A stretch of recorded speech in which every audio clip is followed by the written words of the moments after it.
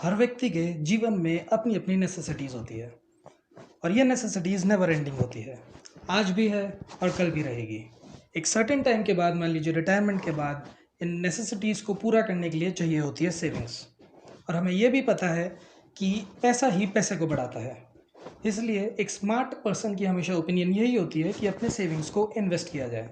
जब भी इन्वेस्टमेंट की बात आती है तो दो बहुत अहम बात निकल के आती है, रिस्क और रिटर्न।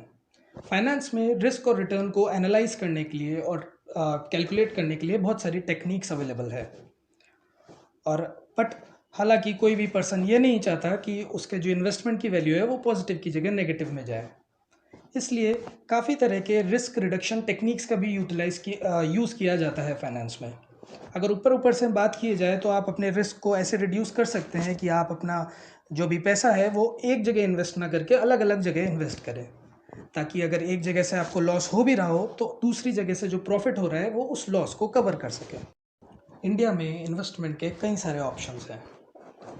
जैसे कि अगर सैलरीड एम्प्लॉयज़ की बात करें तो वो ज़्यादातर अपना जो विश्वास है वो बैंक डिपॉजिट्स में रखते हैं, जैसे कि saving account and fixed deposit account. Saving account में रिस्क ना के बराबर होता है, इसलिए वहाँ का रिटर्न भी बहुत कम होता है, अमूमन मान के चलिए 3 से 4%। पर देखने वाली बात यह है कि हमारी कंट्री में इन्फ्लेशन ही हर साल 4 से 5% से बढ़ता है। तो ऐसे केस में जो सेविंग अकाउंट से जो आने वाला इंटरेस्ट है वो इन्फ्लेशन को कवर करने में ही असमर्थ रहता है। फिर फिक्स्ड डिपॉजिट अकाउंट अगर आप देखेंगे तो वहाँ पे एक फिक्स्ड एक लॉक इन पीरियड रहता है, मान के चलिए 2 साल 5 साल या ऐसा कुछ करके, और वहाँ पे भी रिस्क ना के बराबर रहता है, इसलिए रिटर्न कम रहता है, मान के चलिए 6 से 8% आप मान सकते हैं। फिर एक प्रॉपर्टी में भी इन्वेस्ट किया जा सकता है, जो कि आप ज़मीन वगैरह खरीदी जा सकती है, लेकिन इसका एक डिसएडवांटेज ये है कि आपको शुरुआत में ही एक बहुत सारा पैसा चाहिए होगा, बहुत हाई कैपिटल लगता है। फिर लोग गोल्ड में इन्वेस्ट करते हैं, या आजकल आरबीआई के द्वारा सोवर्ण गोल्ड बॉन्ड इशू किए जाते हैं, वहाँ पे इन्वेस्ट करते हैं। पर पास्ट ट्रेंड आप देखेंगे तो आपको पता चलेगा कि गोल्ड की भी जो वैल्यू है वो फ्लक्चुएट होती रहती है। अब बात आती है एक ऐसे इन्वेस्टमेंट ऑप्शन की जहाँ रिस्क भी मॉडरेट होता है और एक कंपैरेटिवली आप हायर प्रॉफिट एक्सपेक्ट कर सकते हैं, जैसे कि म्यूचुअल फंड्स। इंडिया में कई सारे बैंक्स हैं, जैसे कि आप देखिएगा आईसीआईसीआई बैंक है, एचडीएफसी बैंक है, कोटक महिंद्रा बैंक है। इन्होंने अपनी एक एसेट मैनेजमेंट कंपनी खोल रखी है। ये एसेट मैनेजमेंट कंपनी ये mutual fund house units of mutual funds issue करता है। ये आप जैसे हम जैसे लोगों से पैसा कलेक्ट करके अलग अलग कंपनी के शेयर्स में या डिबेंचर्स में पैसा पैसा इन्वेस्ट करता है। कौन सी कंपनी के शेयर्स में डिवेंचर्स इन्वेस्ट करना है या कितने प्रोपोर्शन में इन्वेस्ट करना है, ये वो एसेट मैनेजमेंट कंपनी में जो एक्सपर्ट्स या फाइनेंस के फील्ड के प्रोफेशनल जो कि बेसिकली सीए सीएमए या सीएफए के बैकग्राउंड से होते हैं, उनके डिस्क्रिप्शन पर होता है। बात यह आती है कि कौन से पर्सन के लिए कौन सा म्यूचुअल फंड बेस्ट है।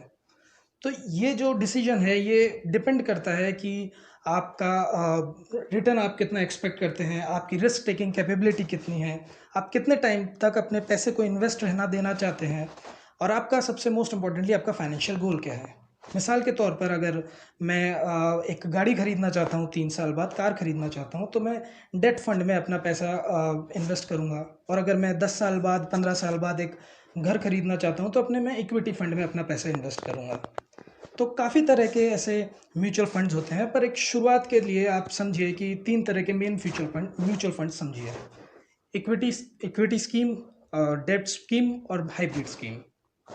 देखिए, इक्विटी स्कीम में मेनली जो आपका पैसा है वो इन्वेस्ट होता है सेबी की गाइडलाइंस के अनुसार 65% इक्विटी इंस्ट्रूमेंट्स में, क्योंकि इक्विटी इंस्ट्रूमेंट्स यानी कंपनी के शेयर्स में।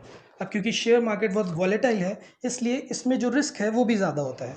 ये उन लोगों के लिए ज़्यादा सूटेबल है जो अपने इन्वेस्टमेंट को लेके एक अग्रेसिव अप्रोच रखते हैं। दूसरा आता है डेट फंड। ये जनरली उन लोगों को सूट करता है जो एक डिफेंसिव अप्रोच रखते हैं अपने इन्वेस्टमेंट को लेकर। यहाँ पे आपका जो पैसा है वो मेनली फिक्स्ड इनकम सिक्योरिटीज़ में लगाया जाता है।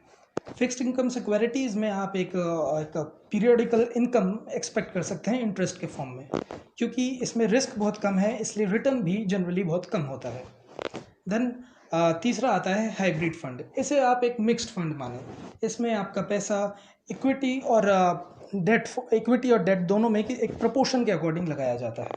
एक आइडियल सिचुएशन की माने तो 40% आपका पैसा इक्विटी में लगाया जाता है और 60% डेट में लगाया जाता है। पर क्योंकि इसमें इक्विटी इन्वॉल्व है, इसलिए ये हमेशा सब्जेक्ट टू मार्केट वॉलेटिलिटी रहता है। तो जैसा कि मैंने आपको पहले बताया, कौन सा म्यूचुअल फंड बेस्ट है ये कभी बताया नहीं जा सकता। ये हमेशा डिपेंड करता है कि आपका फाइनेंशियल गोल क्या है, आपका रिस्क टेकिंग एबिलिटी क्या है, और आप कितने टाइम तक आप उसको पैसे को इन्वेस्ट रखने देना चाहते हैं। अगर आप मेरे इस कंटेंट से सेटिस्फाइड हैं तो लाइक करें, शेयर करें, सब्सक्राइब करें। Thank you.